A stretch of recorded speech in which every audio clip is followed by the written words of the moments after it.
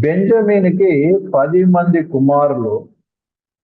అందులో మొదటి వ్యక్తి పేరు వేల, మృంగి వేయబడినవాడు అని అర్థం. రెండోది బేకేర్, అంటే మొదట జన్మించినవాడు అని అర్థం. మూడో పేరు అస్బేల్, అంటే బంధింపబడుట. నాలుగోది గేరా, అంటే ధాన్యము.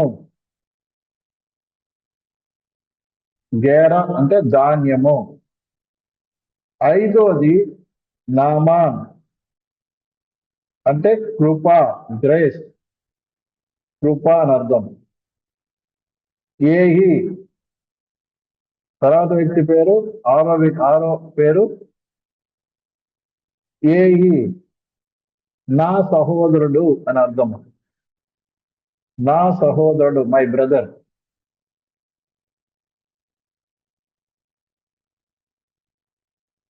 రోషు, అంటే నా తర్వాత పేరేంటి?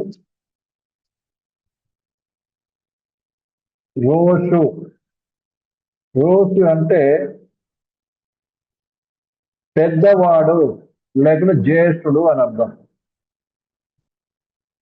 రోషు అంటే ఎల్డర్. హల్లెలూయా, స్తోత్రం. రోషు అంటే పెద్దవాడు. మళ్ళీ ఫస్ట్ నేను చెప్పండి. ముప్పీము, ఎనిమిదోది ముప్పీము. 2 నోరు, డబల్ మౌత్. తర్వాత ఉప్పీము, మొదటి ముప్పీము, 9వది ఉప్పీము, అంటే వివాహ పందిరి. 10వది అర్దు, సంచారి, పారిపోయిన వ్యక్తి లేక సంచరించేవాడు. ఇక్కడ బాగా వినండి, ఇక్కడ బెంజమీను 10 మంది కుమారులకు 10 పేర్లు పెట్టాడు. ఆ పేరుకి ఒక్కొక్క అర్థాన్ని బట్టి పండితులైన వారు చెప్పే విషయం ఏంటంటే, చిన్న వయసులోనే బెంజమీను తన తల్లిని కోల్పోవడమే కాకుండా అన్నను కూడా కోల్పోయాడు కదా. బెంజమీను చిన్నతనంలోనే అన్నను కోల్పోయాడు. అయితే తాను వివాహమయ్యి కుమారుడు పుట్టినప్పుడు, ఎందుకంటే అతనికి ఉన్నటువంటి ఏకైక అన్న, ఎంతో ప్రేమించేటువంటి అన్న, తన తల్లి పుట్టినటువంటి అన్న, అర్థమైందండి. అతని మీద ప్రేమతో అతని జ్ఞాపకార్థము ఈ పేర్లు పెట్టినట్టుగా చెప్పబడుతూ ఉంది. నమ్మడం అర్థమవుతుందండి. అన్న యొక్క జ్ఞాపకార్థముగా తనకు పుట్టినటువంటి ఒక్కొక్క కుమారులకు పేర్లు పెట్టినట్టుగా చూస్తున్నాం. దీనికి ముందు మనకందరికి తెలుసు, పరిశుద్ధ గ్రంథములోని ఒక్కొక్క పేరు కూడా అర్థముతో కూడినది. కొన్ని పేర్లు వాళ్ళు చేసే పనిని బట్టి పేరు పెట్టబడింది, అంటే వాళ్ళకి పుట్టినప్పుడు జరిగిన సంఘటనలు బట్టి పేరు పెట్టబడింది, అలాగే వారి గుణాలను బట్టి పేరు పెట్టబడింది. ఏదేమైనా కూడా ప్రతి పేరు వెంబడి ఒక అర్థం ఉంటుంది. అర్థమైందండి. కాబట్టి బైబిల్లో ప్రతి పేరుకి ఒక మీనింగ్ తో ఉంటుంది. అందుకే మనము కూడా మన పిల్లలకి కావచ్చు పేర్లు పెట్టేటప్పుడు ఏం చేయాలి? ఒక అర్థవంతమైన పేరు పెట్టాలి. అర్థమైందా? అది వారికి ఆ పేరు వారి జీవితంలో సార్థకము కావాలి. అందుకే తల్లి అయిన వారు ఏం చేయాలి? ప్రార్థన చేసి దేవుని సంకల్పము తన బిడ్డల పట్ల ఉంటుంది దేవుని సంకల్పాన్ని తెలుసుకొని ఆ ప్రకారం పేరు నిర్ణయించినట్లయితే నిజంగా అది ఆశీర్వాదకరంగా ఉంటుంది. పరిశుద్ధ గ్రంథములో కూడా అలాగే పేరు పెట్టబడిందండి. కానీ మనం చాలాసార్లు ఏం చేస్తామంటే ఏదో పాపులర్ అయిన పేరో లేదా మనకు తోచిన పేరో లేదా ఏవో పెడుతూ ఉంటారు. అది ఏ మాత్రం కూడా వాక్యానుసారమైనది కాదండి.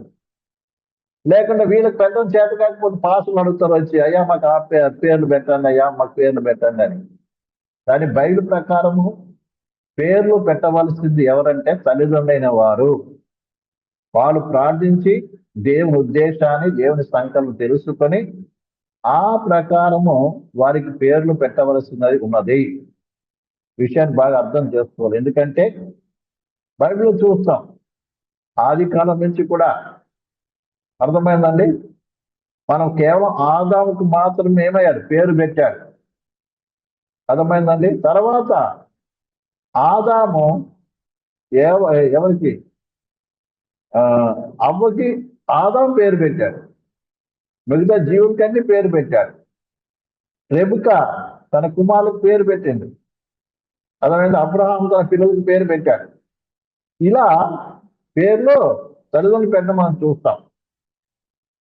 దేవుడు కూడా తల్లిదండ్రులకు ఆజ్ఞాపించాడు. యేసుకు పుట్టినప్పుడు ఇతనికి యేసు అని పేరు పెట్టండి. అర్థమైందండి. కాబట్టి ఈ రకంగా ప్రార్థన పూర్వకంగా, అందుకే మనం ప్రోత్సహించాలి. విశ్వాసం ఏం చేయాలంటే మీరు ప్రార్థన చేయండి. ఎప్పుడు ఏనాడైతే గర్భం దాల్చారో ఆ దినం నుంచి ఏం చేయాలి? పుట్టబోయేటువంటి కుమార్తె ఏం చేయాలి? తెలుసుకొని ప్రార్థించాలి. ప్రార్థించి ఆ ప్రకారం ఏం చేయాలి? పేరు పెట్టవలసిన వారుగా ఉన్నారు. అయితే ఇక్కడ విషయానికి వద్దాం ప్రియమైన బిడ్డలారా. ఇక్కడ ఈ యొక్క పేరును బట్టి అర్థమవుతున్న విషయం ఏంటంటే బెంజమీను తన అన్న యొక్క జ్ఞాపకార్థమై లేక నివాళులు అర్పించిన కొరకై ఏం చేశాడు? తన పిల్లలకు పేరు పెట్టడం ప్రారంభించాడు అని మనం అర్థం చేసుకోవచ్చు. అలాగే పండితులు కూడా ఏం చేస్తున్నారు? అలాగే పెట్టారని వారి యొక్క అభిప్రాయం. అయితే ఇక్కడ మొట్టమొదటి చూద్దాము. మొట్టమొదటి కుమారుడికి ఏంటి? బేల అని పేరు పెట్టాడు. అంటే దాని అర్థం ఏంటి? మృంగి వేయబడిన వాడు అని అర్థం. అంటే బెంజమీను తన అన్నను దృష్టిలో పెట్టుకొని ఏం చేస్తున్నాడంటే మా అన్నను ఏమయ్యారు? మృంగి వేశారు. అదే మనం ఏం మృంగి వేశారు. మన అందుకే వాళ్ళు వచ్చి ఏమన్నారంటే యేసేపు యొక్క ముందు 10 మంది అన్నలు కూడా వచ్చి యాకోబు దగ్గర తన యొక్క యేసేపుకి అంగీని తీసుకొని వచ్చి ఏమన్నారంటే ఏ దుష్టమృగమో వానికి చంపేసింది, దుష్టమృగం చంపేసింది అని చెప్తున్నారండి. కాబట్టి యేసేపు తన అన్న జ్ఞాపకార్థముగా లేకుంటే నీవు బయలుదేరి ఏంటి జ్ఞాపకార్థముగా లేకపోతే యేసేపు జీవితం జరిగిన సంఘటనను జ్ఞాపకం చేసుకొని తన కుమారుని ఏం చేస్తున్నాడు? నా అన్నను మింగి వేయబడ్డాడు అని ఏం చేశాడు? తన కుమారునికి ఏం చేశాడు? బేల అని పేరు పెట్టాడు. అలాగే రెండోది బేకార్ అంటే మొదట పుట్టినవాడు. చూడండి, యేసేపు ఎవరు? మొదట పుట్టినవాడు. యాక్చువల్ గా అయిన రెండో వ్యక్తి. బేకార్ అంటే ఎవరు? బెంజమీనికి రెండో సంతానం. అయితే పేరేమని పెడుతున్నాడు? ఏమని పెడుతున్నాడండి? ప్రథమ సంతానం అని పేరు పెడుతున్నాడు. అంటే తన అన్నని జ్ఞాపకం చేసుకుంటూ, అన్న ఎవరు? అవును, తన తల్లికి ఎవరు? ప్రథమ సంతానం, మొట్టమొదటి పుట్టేటటువంటి వాడు అని అన్నని జ్ఞాపకం చేసుకుంటూ తన రెండో కుమారుని చెబుతాడు బేకారు అని పేరు పెడుతున్నాడు. అర్థమైందా? కాబట్టి ఈ రకంగా అన్నను ఏం చేస్తున్నాడు? గౌరవిస్తున్నాడు. అర్థమైందండి? అన్నను ఏం చేస్తున్నాడు? గౌరవిస్తూ జ్ఞాపకం పెట్టుకోవడానికి ఏం చేస్తున్నాడు తెలుసా? తన రెండో కుమారునికి ఏం పేరు పెడుతున్నాడు? ప్రథమ సంతానం అంటే ప్రథముగా పుట్టినవాడు, మొదట పుట్టినవాడు అని పేరు పెడుతున్నాడు. తర్వాత మూడోది అజ్బేల్. అజ్బేల్ అంటే అర్థమైంది, బంధింపబడినవాడు కదా. అజ్బేల్ అంటే ఏమర్థము? బంధింపబడినవాడు అని అర్థం. తన అన్న ఏమయ్యాడు? బంధింపబడ్డాడు. ఎవరు బంధించారు? సహోదరులు ఏం చేశారు? బంధించి అతను ఏం చేశారు? అమ్మేశారు. దాన్ని జ్ఞాపకం చేసుకుంటూ ఏం చేస్తున్నాడు? మూడో కుమారునికి ఏం చేస్తున్నాడు? ఏమనండి, అజ్బేల్ అంటే బంధింపబడిన వాడు అని పేరు పెడుతున్నాడు. నా అన్న ఏమయ్యాడు? బంధింపబడ్డాడు అని జ్ఞాపకం చేసుకుంటున్నాడండి. తర్వాత నాలుగో వచనం, నాలుగో పేరు గేరా అంటే ధాన్యము. ఇది యేసేపు సమృద్ధిగా ధాన్యాన్ని కలిగిన వ్యక్తిగా చూస్తున్నాడు. అర్థమైందండి? ఏంది? యేసేపు ఏం చేస్తాడు? ఐగుప్తులో సమృద్ధి అయిన ధాన్యం కలిగిన వాడుగా ఉన్నాడు. దాని జ్ఞాపకార్థముగా తన నాలుగో కుమారునికి ఏం చెప్తాడు? గేరా అని పేరు పెడతాడు. ప్రియమైన బిడ్డలారా, అంటే నా అన్న ఎవరు? సమృద్ధి అయిన ధాన్యము కలిగిన వాడు అని ఏం చేస్తున్నాడు? సమృద్ధి అని పేరు పెడుతున్నాడు. తర్వాత ఐదోది అర్థమైందా? నామాన్ అంటే అర్థమైంది కృపా, గ్రేస్. అంటే తన అన్నైన పేరు యేసేపు ఏం చేశాడు? మా పట్ల ఎంతో కృప చూపించాడు కదా. మనం గట్టిగా నేర్చుకున్నాం ఏంటి? 10 మంది కూడా ఏం చేస్తున్నారు? ఆకలితో ఏం చేస్తున్నారు? ఆహారం కొరకు ఎవరికి వెళ్ళారు? యేసేపుకి వెళ్ళారు. యేసేపుని బంధించాడు. అలాగే నేరస్తులుగా నిలబడ్డారు. యాక్లో కలుసుకుంటే ఏం చేయాలి? ఒకవేళ యేసేపు కింద తన అన్నల మీద పగబట్టి ఉన్నట్లయితే ఆ 10 మందిని కూడా చంపేయవలసిందే.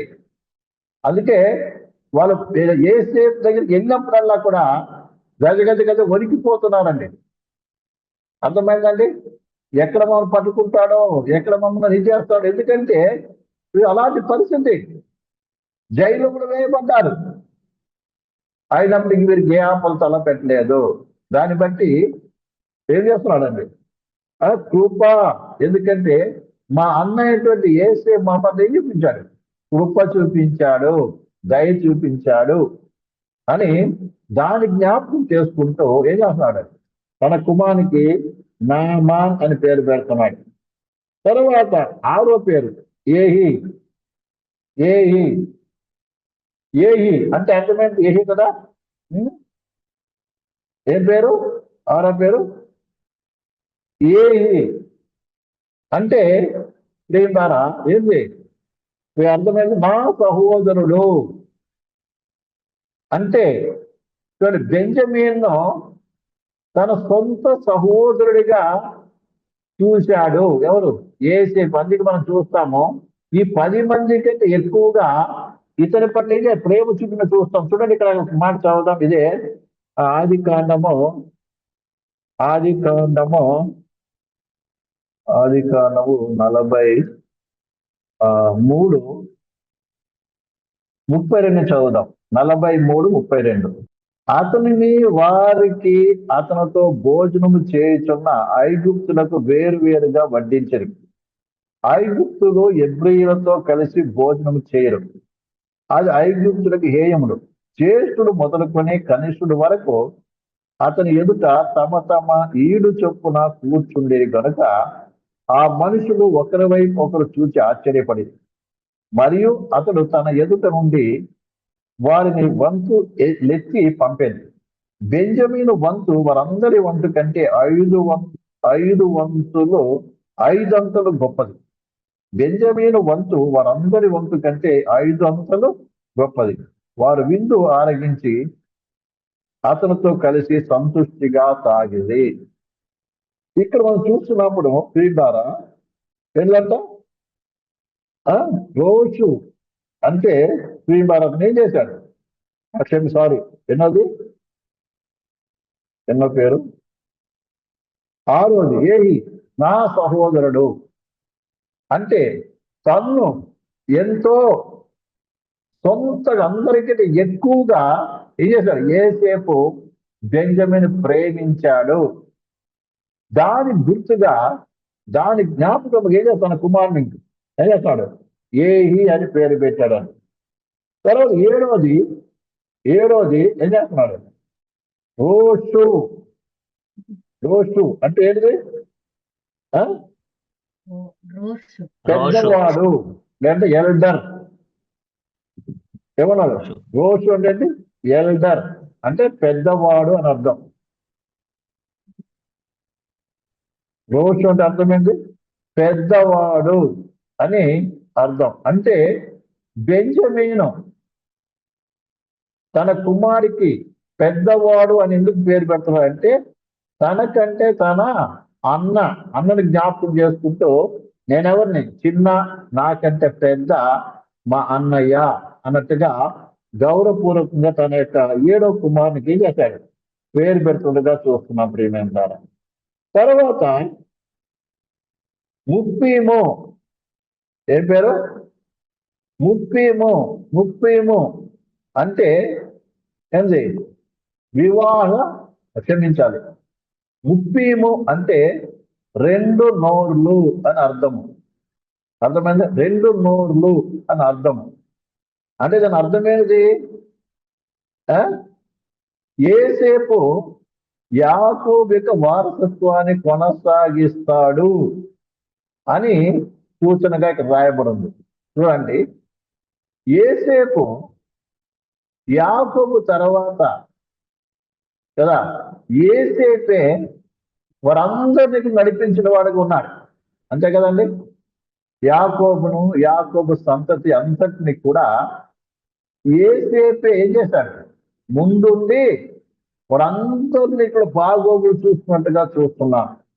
దాన్ని ఏం చేస్తున్నారు క్రీడారా, అంటే తండ్రికి బదులుగా తండ్రిగా ఎవరు చూస్తున్నారు, ఏసేపును చూస్తున్నారు.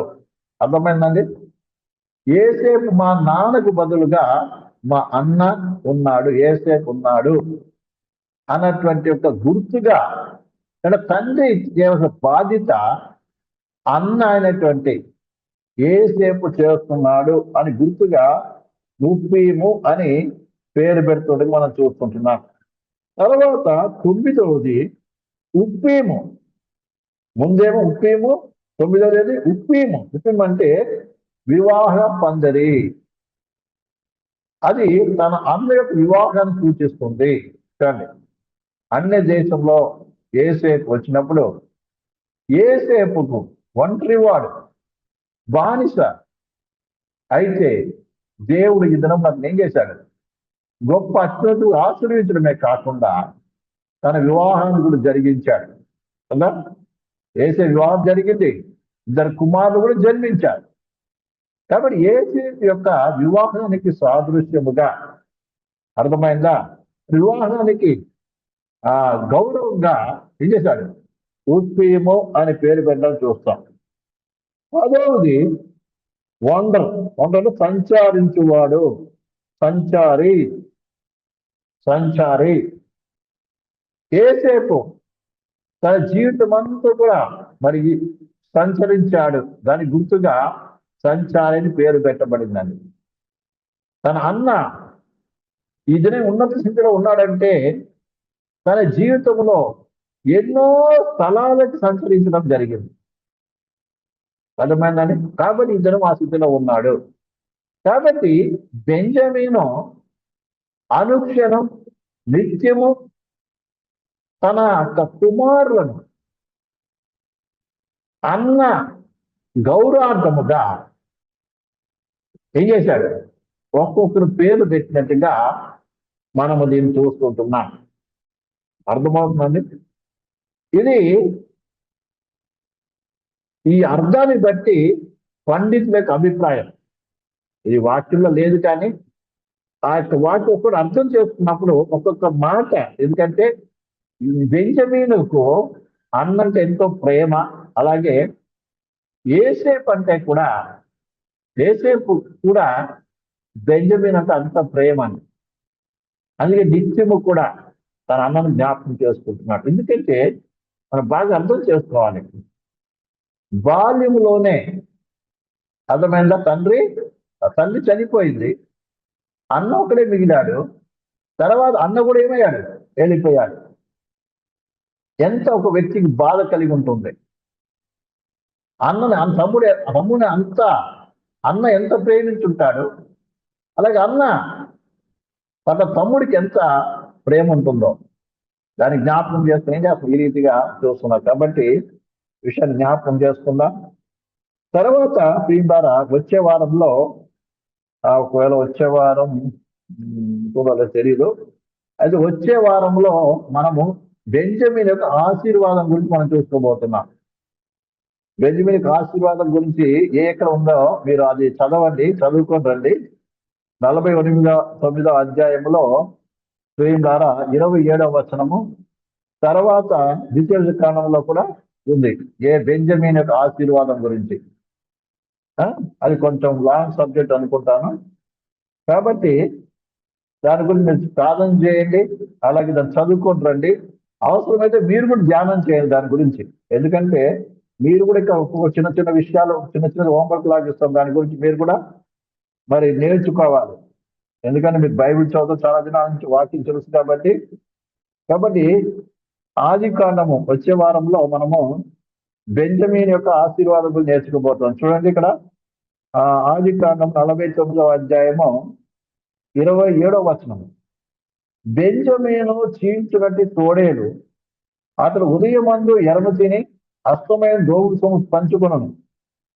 అర్థమైందండి? ఇది ఎవరు? బెంజమీనికి తండ్రి అయిన యాకోబు ఇచ్చిన ఆశీర్వాదం.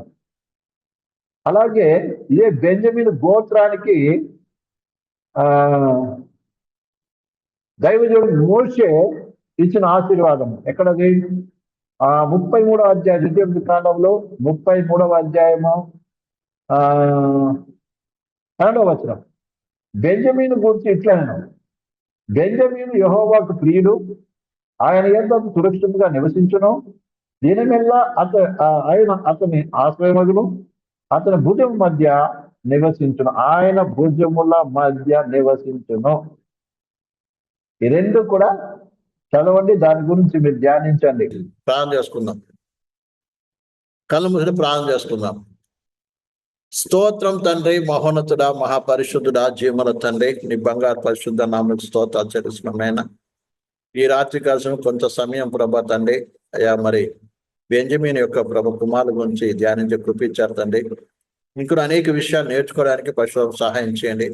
ఈ రాత్రి ఆలస్యం అయితే ప్రభా బెంజమిన్ యొక్క ఆశీర్వాదం గురించి నేర్చుకోవడానికి పవిత్రం సహాయం చేయండి.